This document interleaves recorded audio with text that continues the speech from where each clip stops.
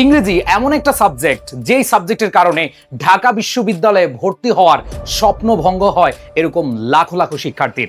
প্রাণপ্রিয় শিক্ষার্থীরা, তোমরা যারা এই বছর ঢাকা বিশ্ববিদ্যালয়ের ভর্তি প্রস্তুতি নিচ্ছ, তোমাদের সবাইকে বলবো জাস্ট এই 10টা টপিক যদি তুমি ভালো করে পড়ে যাও তাহলে তুমি ইংরেজিতে ফেল করবা না।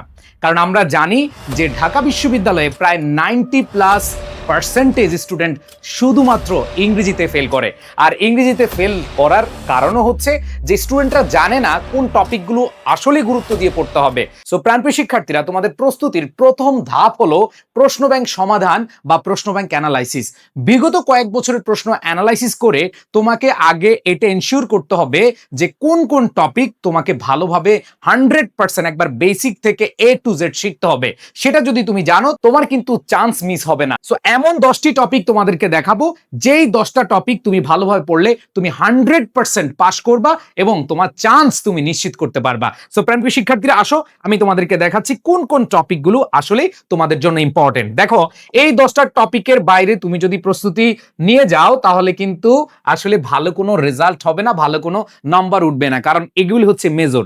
এরপরে বাকি যেগুলো আছে সেগুলো হচ্ছে মাইনর।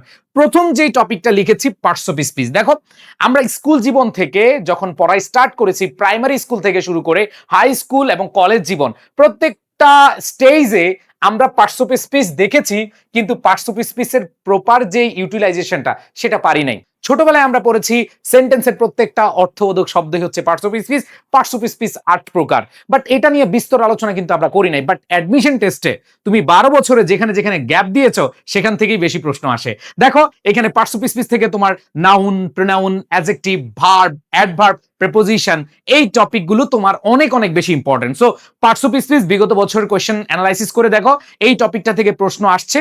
এভাবে প্রশ্ন আসতে পারে, তোমাকে যে কোনো একটা ওয়ার্ড দিয়ে দিবে, বলবে এটা কোন পার্টস অফ স্পিচ, অথবা কোনো একটা সেন্টেন্সে আন্ডারলাইন করে দিবে এটা কোন পার্টস অফ স্পিচ। এছাড়াও তোমার পার্টস অফ স্পিচের যে ফরমেশন সেখান থেকেও তোমাদের আসতে পারে, ইন্টারচেঞ্জ থেকেও আসতে পারে। এছাড়া তোমাদের যে noun, countable noun, uncountable noun, pronoun, relative pronoun যেগুলো আছে সেগুলো থেকে প্রশ্ন আসবে। সো এই টপিকটা তুমি A to Z সব পড়ে ফেলবা। নাম্বার 2, সিনোনিম এবং অ্যান্টোনিম। এই টপিক থেকে 2 থেকে 3টা একবার মিনিমাম প্রশ্ন আসবে। সো এই টপিকে যদি তুমি ভালো নাম্বার পেতে চাও তাহলে তোমাকে ফ্রম টুডে পড়াশোনা করতে হবে। তুমি যদি কোনোভাবে গ্যাপ দাও তাহলে কিন্তু এই টপিকে ভালো করতে পারবা না। ইংরেজি মেমোরাইজিং পার্ট যদি না পারো তাহলে হচ্ছে তুমি ভাই চান্স পাবা না। আমি সবসময় একটা কথা বলি যে মেমোরাইজিং পার্ট পড়বা, ভুলবা, চান্স পাবা। পড়বা না, ভুলবা না, চান্স পাবা না।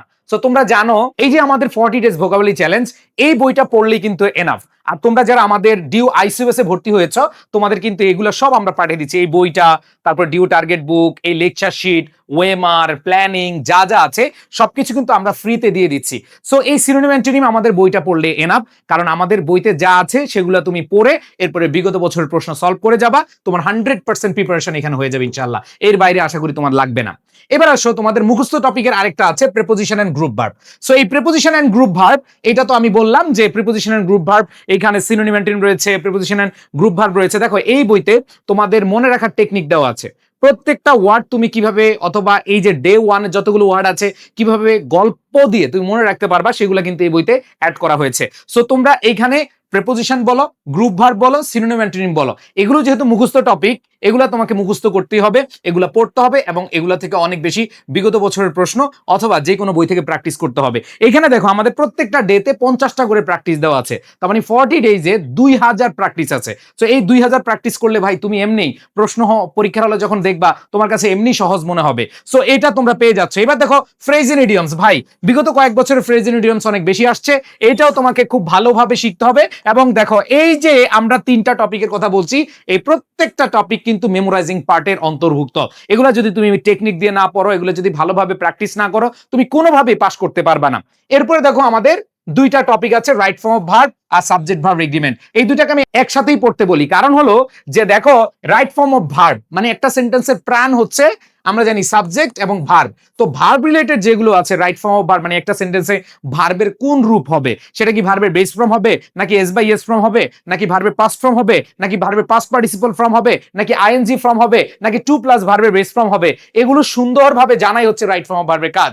আর ওই ভার্বটা সাবজেক্টের সাথে কি মিল রাখে বা সম্পর্ক রাখে, এটা কি সিঙ্গুলার নাকি প্লুরাল, নাম্বার এবং জেন্ডার অনুযায়ী সঠিকভাবে বসানি হচ্ছে কি সাবজেক্ট ভার্ব এগ্রিমেন্ট। সো এই টপিকগুলো তোমাকে ভালোভাবে শিখতে হবে। আর এই টপিকগুলো কিন্তু আমরা অলরেডি তোমাদের ফাউন্ডেশন ক্লাসে নিয়ে নিচ্ছি, তোমাদেরকে ফ্রিতে এগুলো পড়িয়ে দিচ্ছি। তোমরা জানো আমাদের ওয়েবসাইটে গেলে তুমি ফাউন্ডেশন কোর্সটা ফ্রিতে এনরোল করতে পারবে। আমাদের ieducationbd.com এ যাবা, সেখানে এই ফাউন্ডেশন কোর্সে এই ক্লাসগুলো পেয়ে যাবা। কারা কারা এখানে ফাউন্ডেশন ক্লাসগুলো করছো একটু কমেন্টে জানাও যে ফাউন্ডেশন ক্লাস করছি। আর যারা ফাউন্ডেশন কোর্স করনি তারা হচ্ছে লিখো ফাউন্ডেশন কোর্স কমেন্টে, তাহলে তোমাদের অটো এনরোল করার একটা লিংক চলে যাবে, সেখান থেকে তোমরা এনরোল করতে পারবা। এরপরে আসো spelling, correct spelling. So correct spelling গত কয়েক বছরে মানে একবারও প্রায় বাদ যায় নাই। সো কারেক্ট স্পেলিং থেকে তোমাদের প্রশ্ন আসার সম্ভাবনা অনেক বেশি, এবং তোমাদেরকে বলবো যে এই বইটাই তোমার ওষুধ। এখানে এটা মুখস্থ টপিক, এবং এখানে যা আছে সেগুলো পড়লে ইনশাল্লাহ তোমার কমন পড়ে যাবে। এরপরে দেখো এইখানে টেন্স, এই টপিকটা আমাদের ছোটবেলা থেকেই ছিল, কিন্তু আমরা কোনোভাবে এই টপিকটাকে প্রাধান্য দেইনি। এবং এখনো আমি তোমাদেরকে যদি জিজ্ঞেস করি, তোমরা এখনো টেন্স থেকে যদি আমি 10টা প্রশ্ন দিই, তোমরা 5টাই ভুল করবা। কিন্তু ছোটবেলায় আমাদের সবার আগে যেই টপিকটা সবচেয়ে বেশি গুরুত্ব দিয়ে পড়ানো হয়েছিল সেটা হচ্ছে এই টপিকটা। সো নো প্রবলেম, এখন তোমার শিখতে হবে। 12 বছর কি করেছো সেটা দেখার বিষয় না। সো এই টেন্সটার সাথে সাথে দেখো, টেন্সের সাথে রিলেটেড হচ্ছে ভয়েস, টেন্সের সাথে রিলেটেড হচ্ছে ন্যারেশন, আর টেন্সের সাথে রিলেটেড হচ্ছে কি কন্ডিশনাল। তোমরা জানো ইফ এর পরে যদি প্রেজেন্ট ইনডিফিনিট হয়, পরে ফিউচার ইনডিফিনিট, এগুলো পড়ছো না? তাহলে এই টেন্স রিলেটেড যে টপিকগুলো আছে, এই টপিকগুলো তুমি একসাথে পড়ে ফেলবা। তুমি যখন ন্যারেশন পড়বা দেখবা যে প্রেজেন্ট ইনডিফিনিট টেন্সে ন্যারেশনে ডিরেক্ট থেকে ইনডিরেক্টে কি চেঞ্জ হয় সেটা কিন্তু তুমি সহজে বলতে পারবা। প্রেজেন্ট ইনডিফিনিট থাকলে পাস্ট ইনডিফিনিট, ঠিক আছে, পড়ছো না?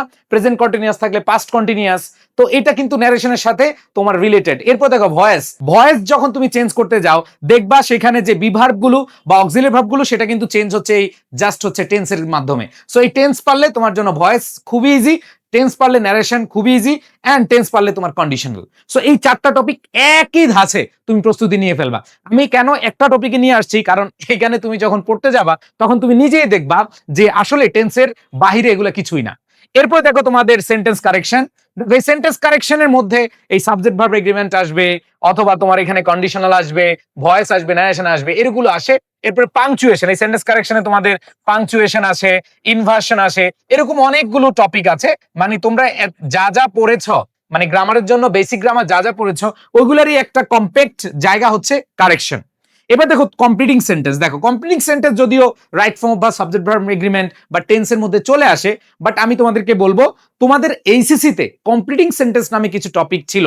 যেমন তোমাদের অ্যাজ ইফ, অ্যাজ দো এর ব্যবহার ছিল, যেমন তোমাদের লেট অ্যালোনের ব্যবহার ছিল, ঠিক আছে, তোমাদের উড রেদারের ব্যবহার ছিল। যদি ওগুলো তোমরা ভার্বের ক্লাস মানে রাইট ফর্ম অফ ভার্বে যখন মডাল ভার্ব পড়বা, যখন পজিটিভ ভার্ব পড়বা, ওই ভার্বগুলো যখন পড়বা এগুলাই কিন্তু তোমার এই কমপ্লিটিং সেন্টেন্সের মধ্যে আছে।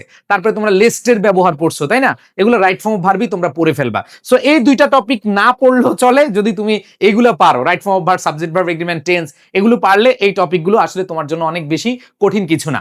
এন্ড দেন লাস্ট যেটা সেটা হচ্ছে টেক্সট বুক এন্ড লিটারেচার। ভাইয়া যারা বি ইউনিটে বা বিভাগ পরিবর্তন ইউনিটে যারা পরীক্ষা দিতে যাবা তোমাদেরকে বলবো তোমাকে অবশ্যই ইংলিশ টেক্সট বুক পড়তে হবে, মাস্ট মাস্ট মাস্ট। এখন কথা হলো ভাইয়া এতগুলো আমরা কিভাবে শেষ করবো, এতগুলো কিভাবে পড়বো? দেখো ইংলিশ টেক্সট বুক এবং লিটারেচার, যেমন লিটারেচারের মধ্যে বেশি কিছু না, অল্প কিছু জিনিস তোমাকে পড়তে হবে, যেমন ফিগার অফ স্পিচ বা লিটারারি টার্মস পড়তে হবে। এরপরে তোমার বিখ্যাত যে 2-1 জন আছেন তাদের সম্পর্কে একটু জেনে গেলে হবে, এর বাইরে কিছু লাগবে না। বাট এই টেক্সট বুক, তোমার যে ইংলিশ টেক্সট বুক রয়েছে সেখানে যে পয়েম রয়েছে, তোমাদের যে ইউনিট ভিত্তিক যে লেসনগুলো রয়েছে এগুলো তোমাকে একটু ভালোভাবে পড়ে যেতে হবে। এখন কথা হবে এই অল্প সময় এত বড় বই কিভাবে পড়বো? আসলে মনে রাখবা এইখানে আসলে তোমার একবার বিস্তারিত বেশি কিছু পড়ার দরকার নাই। আমরা তোমাদের দেখো এই যে টেক্সট বুকের জন্য এবং রিটেনের জন্য 30টা ক্লাস রেখেছি, আবার টেক্সট বুকের 25টা ক্লাস ফ্রি ক্লাস রেখেছি। তো সবগুলা তুমি যদি করো তোমার বাহিরে বা নিজে নিজে পড়ার দরকার নেই, আমরা যেগুলো দিব এগুলো এনাফ ইনশাআল্লাহ। সো আমরা সবকিছু তোমাদেরকে একবারে বেসিক থেকে পড়িয়ে দিব। তোমরা যারা আমাদের আইসিইউএস এ ভর্তি হতে চাও বা ইউনিট কমপ্লিট কোর্সে ভর্তি হতে চাও তোমরা এখানে ডেসক্রিপশন দেখতে পারো। এরপরে দেখো তোমাদের ইংরেজি টেক্সট বুকের আমাদের 25টা রেকর্ডেড ক্লাস থাকবে, তারপরে ইংরেজি টেক্সট বুক এবং রিটেন মিলিয়ে দেখো, টেক্সট বুক এবং রিটেন মিলিয়ে এইখানে দেখো লেখা আছে মনে হয় 10টা ক্লাস রিটেনে, বাট 10টা না, একটু সবাই কারেকশন করে নাও। এখানে আমরা 30টা ক্লাস নিব।